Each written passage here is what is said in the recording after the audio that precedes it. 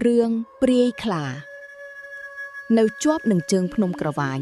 មានភូមិដាច់ស្រយាលមួយឈ្មោះថាភូមិព្រៃផ្ដៅ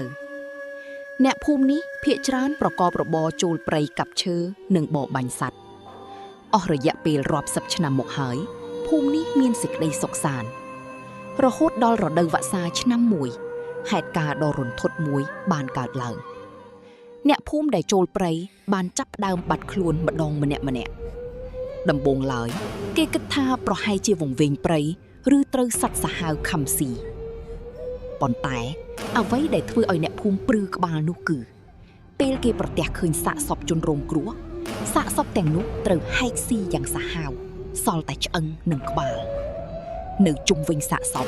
មានបន្សល់ទុកនៅដានជើងសត្វខ្លាធំសម្បើមប៉ុន្តែរាល់ពេលដែលអ្នកភូមិតាមដានជើងខ្លានោះចូលទៅក្នុងព្រៃជ្រៅដានជើងសត្វក៏ស្រាប់តែប្រែក្រឡាទៅជាដានជើងមនុស្សស្រីដើរដោយបាតជើងទទេរួចក៏បាត់ស្រមោលសូន្យចាប់ពីពេលនោះមកពាក្យចចាមអារាមអំពីព្រាយខ្លាក៏បានសាយភាយពេញភូមិចាប់ពីយប់នោះមកគ្មានអ្នកណាធ្លាប់ឃើញព្រាយខ្លាឬនាងកេសរទៀតឡើយប៉ុន្តែអ្នកភូមិព្រៃផ្ដៅតែងតែរៀបចំសែនព្រេនសុំខមាទោសជារៀងរាល់ឆ្នាំនៅមាត់ព្រៃហើយគ្មានអ្នកណាហ៊ានដើរចូលព្រៃក្បែរតំបន់ជ្រុះមរណៈនោះនៅពេលយប់ទៀតទេសំឡេងក្រហឹមលាយឡំសំឡេងមនុស្សស្រីយំ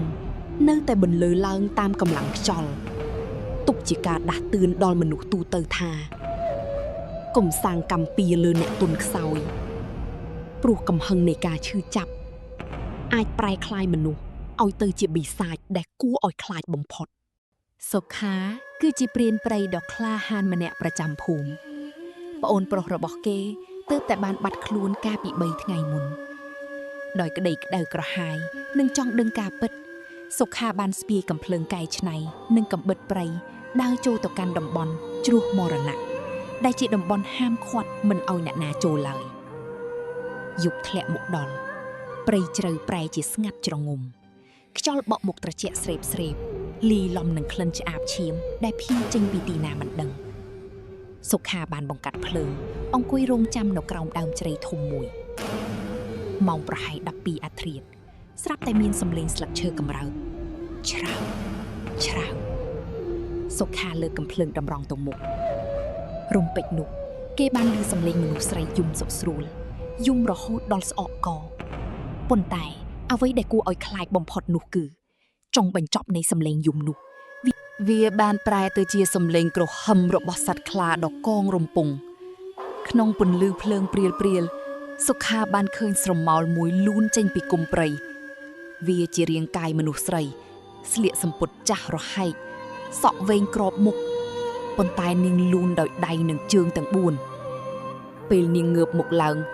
ភ្នែករបស់នាងបញ្ចេញពន្លឺពណ៌លឿងដូចភ្នែកខ្លាចង្គោមស្រួចដុះចេញពីមាត់ដែលប្រឡាក់ពេញដោយឈាម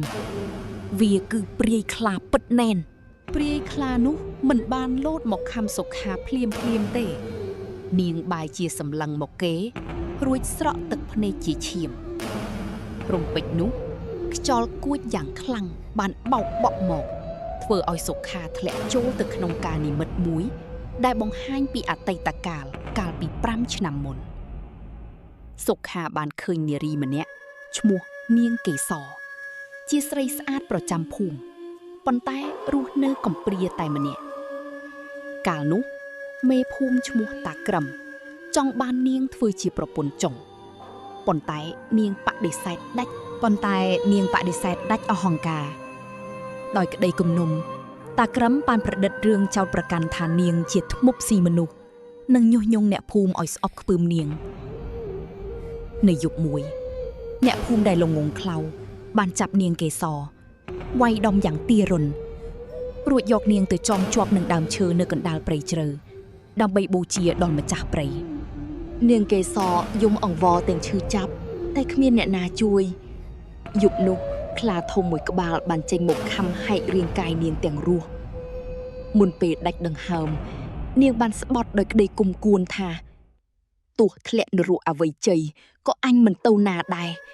អញនឹងខ្ចីរូបសត្វតេរឆាននេះលាងឈាមពួកឯងឲ្យអស់ពីភូមិ វិញ្ញាណដ៏សាហាវរបស់នាងបានរលាយចូលគ្នានឹងខ្លាធំនោះបង្កើតបានជាបិសាចព្រីខ្លានេះឯងសុខាភ្ញាក់ពីការនិមិត្តទាំងញើសជោកខ្លួនគេទើបតែដឹងថាប្អូនប្រុសរបស់គេដែលស្លាប់ក៏ជាអ្នកដែលធ្លាប់ចូលរួមវាយដំនាងកេសរកាលពី5ឆ្នាំមុនដែរ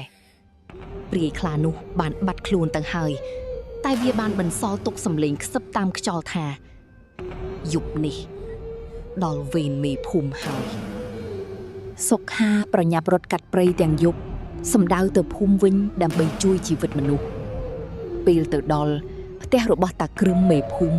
កំពុងត្រូវគ្របដណ្ដោះដោយអាប់ខ្មៅងងឹតសំលេងឆ្កែព្រុសលូឡាយ៉ាងត្រហឹងមុននឹងបាត់សំលេងទៅវិញម្ដងមួយប្រាំងទ្វារផ្ទះតាក្រឹមរបើកឆាយតាក្រឹមព្យាយាមរត់ចេញមកក្រៅទាំងទឹកមុខស្លេកស្លាំងប៉ុន្តែរាងកាយដ៏ធំសម្បើមពាក់កណ្ដាលមនុស្សពាក់កណ្ដាលខ្លាបានលោតមកសង្កត់ពីលើគាត់តាក្រឹមស្រែករន្ធត់ប៉ុន្តែមិនទាន់បានស្រែកឲ្យគេជួយផង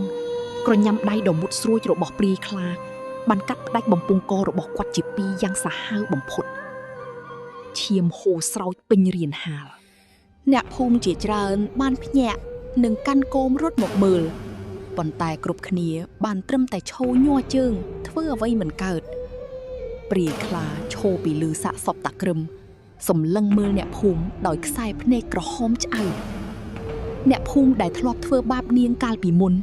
បាននាំគ្នាលុតជង្គង់សំពះអង្វរសុំជីវិតព្រោះដឹងកំហុសរបស់ខ្លួនសត្វបិសាចនោះងាកមកមើលសុខាដែលកំពុងកាន់កាំភ្លើងតម្រង់មករកវានាងមិនបានខឹងសម្បានឹងសុខាទេ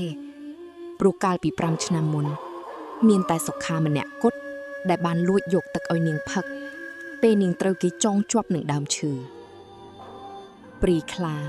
បញ្ចេញសម្លេងយំលាយឡំនឹងការក្រហមជាលើកចុងក្រោយបង្ហាញពីការសងសឹកបានសម្រេចរួចក៏លោតផ្លោះចូលទៅក្នុងភាពងងឹតនៃព្រៃជ្រៅបាត់ទៅចាប់ពីយប់នោះមក